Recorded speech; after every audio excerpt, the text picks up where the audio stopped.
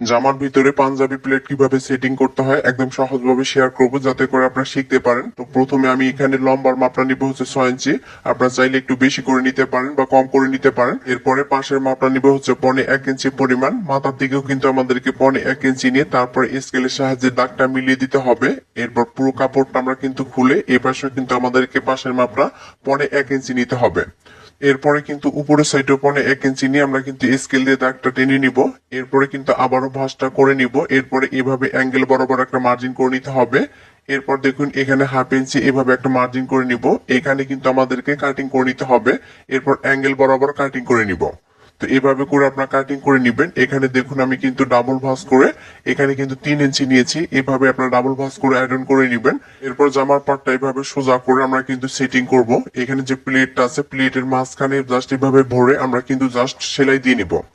তো দেখুন এভাবে সুন্দর করে আপনারা